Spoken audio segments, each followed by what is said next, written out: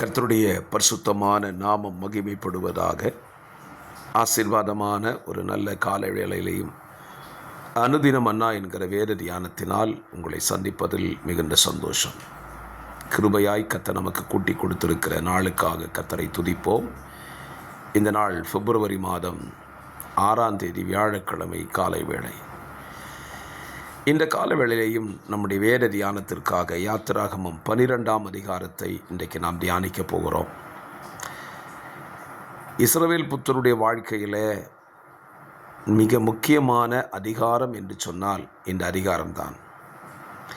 இந்த அதிகாரத்தில் மொத்தம் 51 வசனங்கள் உள்ளடக்கி இருக்கிறது. இஸ்ரவேல் புத்தருடைய 430 ஆண்டுகால அடிமைத்தனம் நீக்கப்படுவதற்கான ஒரு பிரமாணத்தை ஆண்டவர் இந்த அதிகாரத்தில் இஸ்ரவேல் ஜனங்களுக்கு கொடுக்கிறார். இதுவரைக்கும் அவர்கள் வாழ்க்கையிலே பிரமாணம் இல்லாமல் வாழ்ந்து கொண்டிருந்தார்கள். அவர்கள் எகிப்து தேசத்தில் 430 ஆண்டுகள் வாழ்க்கை வாழ்ந்தாலும் அவர்களுக்கென்று பிரமாணம் இல்லை, பலி செலுத்துதல் இல்லை, ஆராதனை இல்லை, எதுவுமே இல்லாதிருந்தார்கள். ஆனால் பரலோகத்தின் தேவன் இந்த அதிகாரத்தில் அவர்களுக்கு ஒரு பிரமாணத்தை கொடுக்கிறார். அதுவும் பண்டிகை என்கிற ஒரு பிரமாணத்தை கொடுக்கிறார். அது என்ன பண்டிகை? நமக்கு எல்லாருக்கும் தெரிந்தபடியே பஸ்கா பண்டிகை. இந்த பண்டிகையினுடைய அர்த்தம் என்ன? இஸ்ரவேல் புத்திரரை எகிப்தின் அடிமைத்தனத்திலிருந்து மீட்டு கொண்டு கானான் தேசத்துக்கு கொண்டு போகிறதான ஒரு பிரதான ராத்திரி என்று இந்த பண்டிகை குறித்து சொல்லலாம். இந்த பண்டிகையை அனுசரிக்கிற இஸ்ரவேலர் எல்லாரும் சொல்லிக்கொள்ளுகிற ஒரு வார்த்தை, இந்த பண்டிகை நடந்த நாளிலே எங்களுடைய பிள்ளைகள், ஆண் பிள்ளைகள், மூத்த பிள்ளைகள் எல்லாம் கர்த்தரால் காக்கப்பட்டு எங்களுக்கு எகிப்திலிருந்து விடுதலையை தந்த இரவு என்று அவர்கள் சொல்லுவார்கள். ஆகவே இந்த 12ஆம் அதிகாரத்தை பிரதானமாக அவர்கள் கருதியிருக்க வேண்டும், கருதமும் செய்கிறார்கள். இந்த அதிகாரத்திலிருந்து நமக்கு தேவன் சொல்லிக் கொடுக்கிற பாடம் என்ன? இந்த அதிகாரத்தை நீங்கள் வாசிப்பீர்களானால் பஸ்காவை எப்படி ஆசரிக்க வேண்டும் என்கிற ஒரு பிரமாணம் இந்த அதிகாரத்தில் கொடுக்கப்பட்டிருக்கிறது. அநேகருடைய எண்ணங்கள் பழைய ஏற்பாட்டில் சொல்லப்பட்டவைகள் பழைய ஏற்பாட்டோடு முடிந்துவிட்டது, புதிய ஏற்பாட்டில் அதற்கு இடம் இல்லை என்று சொல்லுவார்கள். நான் சொல்லுவேன், பழைய ஏற்பாடு ஒன்று இருந்ததினால்தான் புதிய ஏற்பாடு ஒன்று வந்தது. ஆகவே பழைய ஏற்பாட்டின் காரியங்களை எல்லாம் ஒதுக்கி தள்ளிவிடுவோமானால் நாம் இன்றைக்கு வாக்குத்தத்தங்களையே பேச முடியாது. ஏனென்றால் நாம் இன்றைக்கு பேசுகிற வாக்குத்தத்தங்கள் எல்லாமே பழைய ஏற்பாட்டிலிருந்து தான் எடுக்கிறோம்.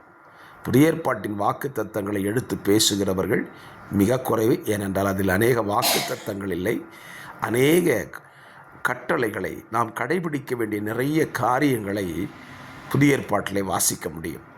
வாக்குத்தத்தம் தேவைப்பட்டால் பழைய ஏற்பாட்டுக்கு சொல்லுவோம், மற்றபடி என்றால் பழைய ஏற்பாடு வேண்டாம் என்று சொல்லுவோம். இது தவறல்லவா? ஆகவே இந்த பஸ்காவை அனுசரிக்கக்கூடியதில் பிரதானமாய் சில காரியத்தை இந்த காலவெளியில் உங்களுக்கு சொல்லுகிறேன்.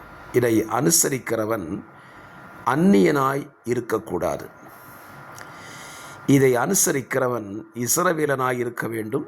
அவர்கள் விருத்த சேதம் பண்ணப்பட்டவர்களாய் இருக்க வேண்டும். விருத்த சேதனம் பண்ணப்படாத ஒருவனும் இந்த பஸ்காவை அனுசரிக்கக்கூடாது. இது தேவனுடைய பிரமாணம். இந்த பஸ்காவை எப்பொழுது ஆசரிக்க வேண்டும்? இரவு நேரத்தில் ஆசரிக்க தேவன் கட்டளை கொடுத்திருக்கிறார். ஒரு குடும்பத்திற்கு எவ்வளவு தேவையோ அவ்வளவு தேவையான அப்பத்தை சுட்டு கொள்ளலாம். அதற்கு தேவையான சரிபோனபடி ஒரு ஆட்டுக்குட்டியை தெரிந்து கொள்ளலாம். அதை அடித்து தோல் உரித்து அதை புளிப்பில்லாத அப்பங்களாக சுட்டு சாப்பிட வேண்டும் என்று சொல்லுகிறார். அதை சாப்பிடும் பொழுது தீவிரமாய் புசிக்கும்படியாக கர்த்தர் அவர்களுக்கு சொல்லுகிறார். காரணம், இதை புசிக்கும் பொழுது அதனுடைய இரத்தமானது நிலைக்கால்களில் பூசப்படுகிறது. சங்கார தூதன் வந்து அந்த இரத்தத்தை பார்க்கும் பொழுது இது தேவ ஜனம் என்று அந்த வீட்டை விட்டு கடந்து போய்விடுவான். ஆகவே பிரமாணங்களை உள்ளடக்கினதான இந்த அதிகாரத்தை அதிகமாக நீங்கள் தியானியுங்கள். அது உங்கள் வாழ்க்கைக்கு ஆசீர்வாதமாக இருக்கும். பிரமாணமில்லாத வாழ்க்கையை நம்ம ஒரு நாளும் வாழ்வதற்கு பிரயாசப்படவே வேண்டாம். பிரமாணம் வேண்டும் என்று கேளுங்கள், பிரமாணங்களை தேவன் நமக்கு நிச்சயமாய் கொடுப்பார்.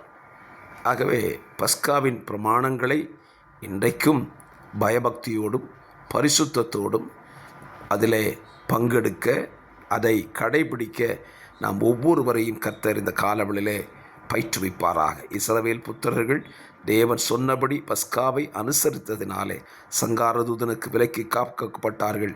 அடிமைத்தனத்திலிருந்து விடுதலையாக்கப்பட்டு கானானுக்கு நேராக அழைத்து செல்லப்பட்டார்கள்.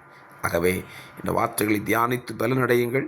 கர்த்தர் உங்களை ஆசீர்வதிப்பாராக. பரிசுத்தமுள்ள நல்ல பிதாவே, இந்த நல்ல காலை நேரத்திலையும் தியானித்த வேத வசனத்தின்படி எங்கள் வாழ்க்கையிலே பிரமாணங்களோடு கூட வாழ பரலோகத்தின் தகப்பன் எங்களுக்கு உதவி செய்வீராக.